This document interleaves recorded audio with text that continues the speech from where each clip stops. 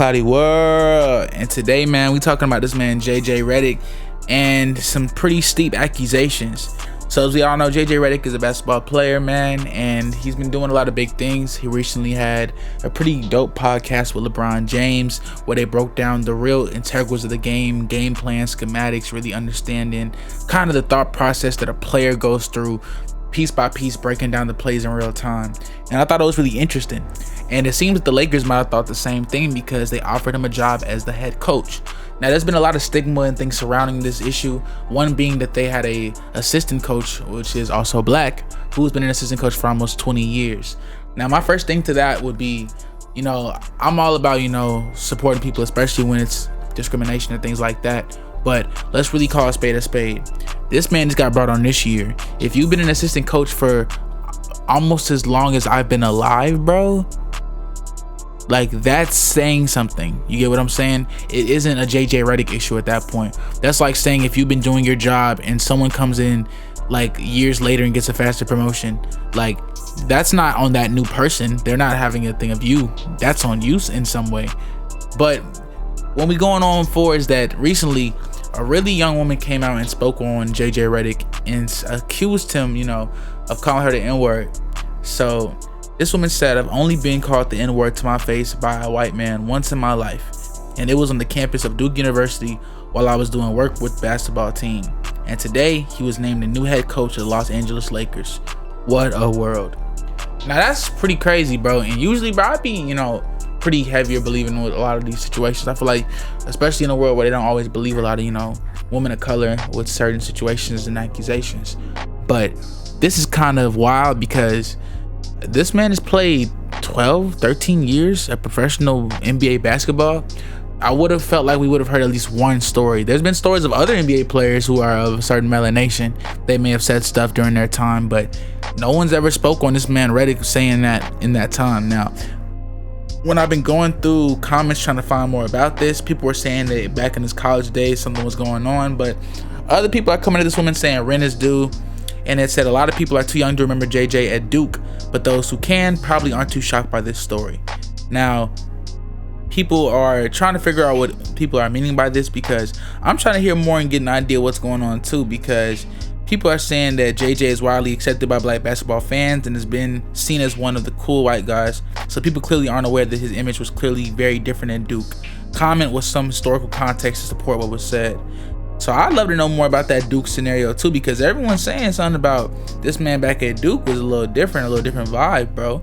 Now, this is pretty crazy, dog. I really do want to figure something out, man, because he played at Duke from 02 to 06, which people are acting like this man played in the 70s or like a very specific time frame that something was really going on.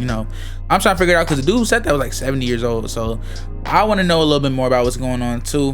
But even when I do a little more research, I'm not seeing nothing crazy, dog. Like, it seems like, I don't like to say people making stuff up, but I feel like we've seen this man JJ Reddick play for a long time, man. We've seen JJ Reddick really establish himself even outside of the game, and I feel like there will be something more, at least, about what's going on.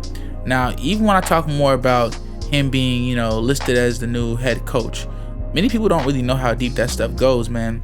So the storied franchise pursued the former player turned analyst because the LA Lakers named him as the coach, announced I think Monday on the 29th, and was officially introduced at a news conference on Monday afternoon. Now, he said that when he was going through this process, bro, he said sitting in his seat, he just didn't think this would, be how things worked out.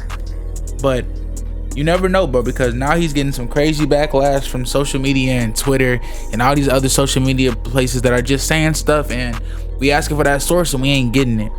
So life does come at you fast, man, because less than a week after Reddick was hired as the new coach, she did accuse him, and the sharpshooter was called and accused of saying that she was calling her the N-word. Now, Aaliyah Nash still says that it's only been called that by one time in her life, man. So this man JJ Reddick really out here breaking boundaries and stuff, bro. And he said it was on the campus of Duke University, which from the other person does line up with that Duke stuff, but there ain't really no proof, man, because we trying to hear what's going on. Now, everywhere you look, people are just putting out info and no one's saying where it's coming from, bro. No one's saying where it's coming from at all, dog, and that's what's blowing me. Like, even when we look back, bro, This man went to what, Cave Spring High School, Roanoke, Virginia, bro. Like, bro came from, that rural way, you know what I'm saying? But he played what? Orlando Magic from 06 to 13, Milwaukee Bucks that 13 year. I remember he played the Clippers from 13 to 17. Then he was on the 76ers and then got himself to, New Orleans Pelicans. And then 2021 was Mavericks. But now that boy coaches the Lakers, man, and I feel like he got something to prove, bro. He do got something to prove, dog. I feel like a lot of players these days are starting to feel like they have something to prove, because even when you leave that legacy, you start realizing when you got people like from the young generation, the Anthony Edwards, the Ja Morants, the Jaylen Browns, the Jason Tatums, but even the older ones of the LeBrons, the Melos, the KDs, like for a lot of these players, they're just somewhere in between that middle of not forgettable but not really spectacular. And it feels as if a lot of them are trying to figure out how they can stay in history or stay with that same level, because I feel like a lot of these players can feel that level of difference between someone like them and LeBron, even without someone comparing it, man. So this is just crazy, because we thought that this was going to be, something that the Lakers needed as a strong rebrand, bro. And I feel like they needed that. And I feel like someone selected 11th overall by Orlando, bro, like playing 15 seasons, bro.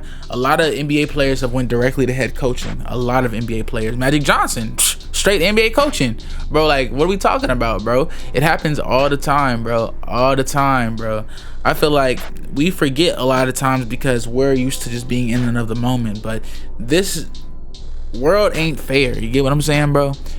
People, especially in these type of leagues, have this type of unfairness. Like, if they rock with you, if they see that you have a brain or something of measurable talent, or at least just got a good personality, they'll bring you on board. And that's kind of a lot of everything in life. So I do feel bad for that assistant head coach, that young brother, man, or older brother, man, Unk, you know what I'm saying, who has to keep letting himself get sidelined. But my question is, when do you start respecting yourself enough to look for that and go for that leap? If the organization you've been with don't respect you, go somewhere else, bro. Like, you're obviously well off enough to where you're not broke, and I believe he's been doing this thing. I want to really look more into that, because everyone keeps talking about the assistant head coach, bro, because I feel like he really is just going through it right now, bro. I would hate to, deal with all that stuff, bro, and feel like, everyone that I put my time into keeps overlooking me. But, I can't stress it, bro. I can't, because they running it back, bro. JJ Reddick, Rajon Rondo, Jared Dudley, Sam Cassell, Scott Brooks. It's a lot of options, man, and I just want to see what they can do. But let me know y'all think about this whole JJ Reddick situation, man. How you think it impacts the Lakers? What do you think the season's gonna look like for them? Just give me some thoughts about what y'all thinking and how y'all feeling. ClowdyWorld, and we gone.